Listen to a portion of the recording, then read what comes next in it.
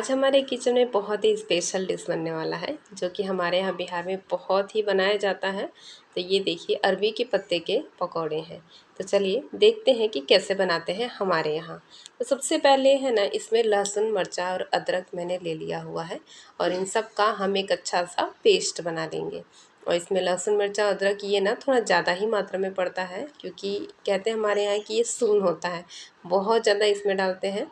और ये देखिए अदरक के टुकड़े को मैंने थोड़ा सा कट कर लिया है क्योंकि ये पिसता नहीं है जल्दी। और इसके बाद हमने थोड़ा सा जीरा भी डाला है इसमें, और इन सबको मिला के हम इसको पेस्ट बना लेंगे। अगर आपके पास नींबू हो तो आप एक नींबू इसमें डाल दीजिए, या फिर नहीं हो तो आम का अचार इसमें पीस लीजिए। तो मैं भूल गई थी, तो आम का अचार 4 टुकड़ा मैंने इसमें पीस लिया है। और ये है चावल। हमने चावल को भिगो के पहले आधा घंटा पहले रख दिया था, और इसमें चावल का आटा पड़ता है। चावल का आटा नहीं है तो हम इसको इसमें पीस कर ही डालेंगे। तो चलिए चावल को भी हमने पेस्ट बना लिया है, और उसके बाद हम अब इसका जो है ना, जो बेस होता है हम उसकी तैयारी करेंगे। मसाला तैयार हो गया है, चावल का आटा भी हमने पीस लिया है, और सबसे पहले अब हम इसमें बेसन लेंगे। बेसन में हमने डाला है हल्दी 1 चम्मच।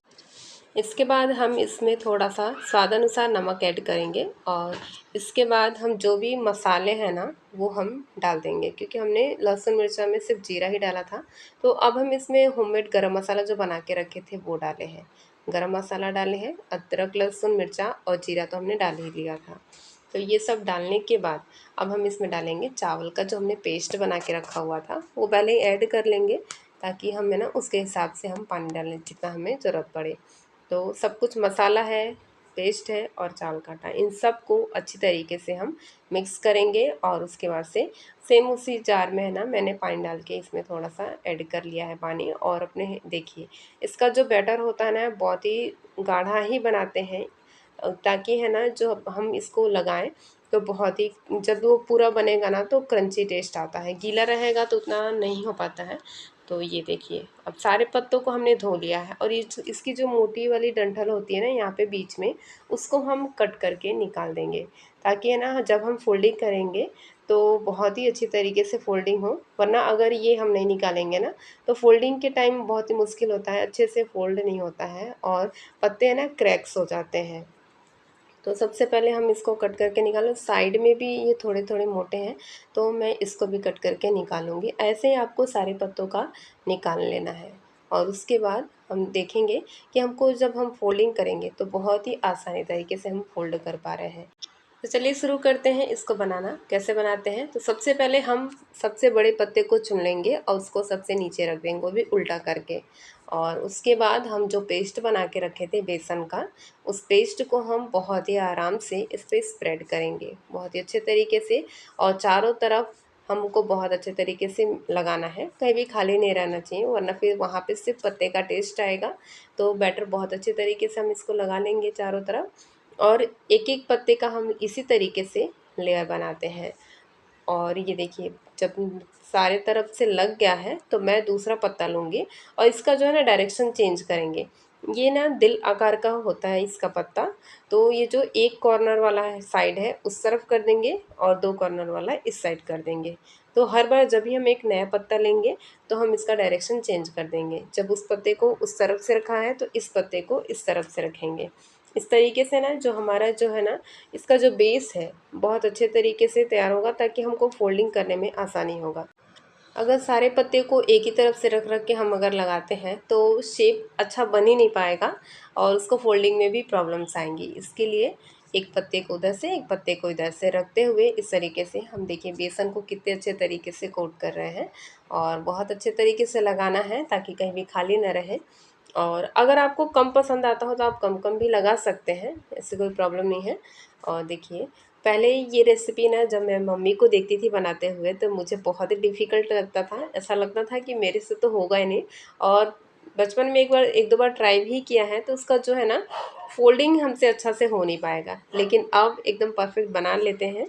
तो देखिए सारे पत्ते को मैंने रख लिया है, और आप 5 6 7 पत्ते एक साथ रख लेंगे, और 5 6 7 जब पत्ते को लगा लेंगे तो दोनों साइड से इसको बराबर बराबर फोल्डिंग करेंगे। बहुत अच्छे तरीके से आप इसको दबाएंगे, बहुत आसानी से हो जाता है।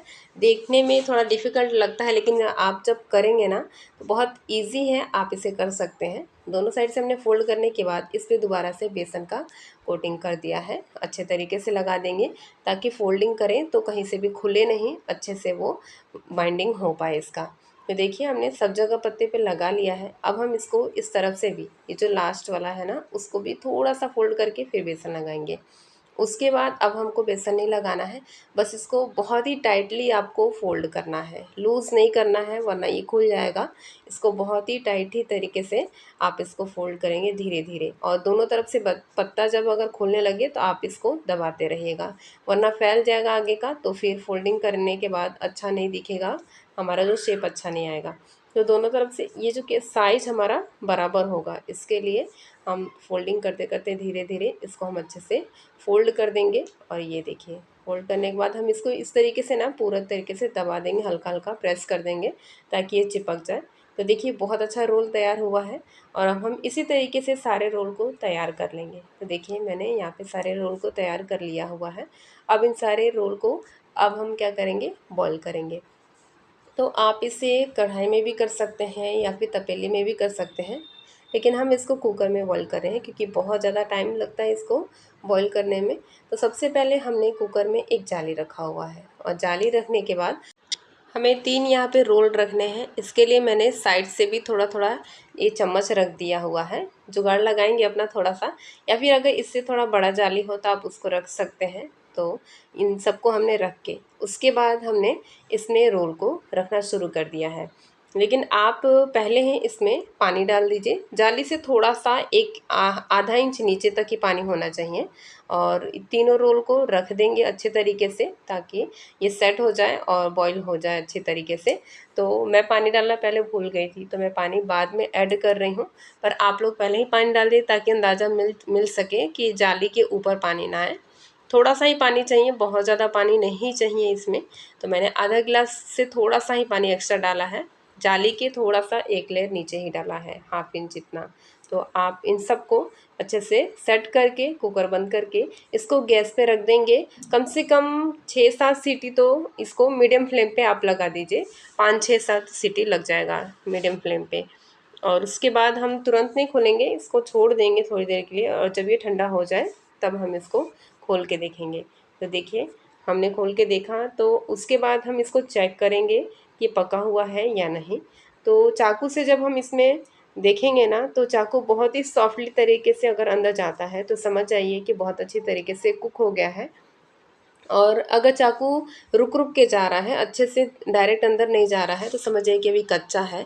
तो आप इसको और 2-3 सीटी लगवा सकते हैं। तो देखिए ये जब ठंडा हो जाए तब हम इसको पीसेस में कट कर लेंगे, और पीसेस में कट करने के बाद सरसों तेल गरम करके उसमें थोड़ा सा राई डालेंगे और उसका तड़का लगाएंगे।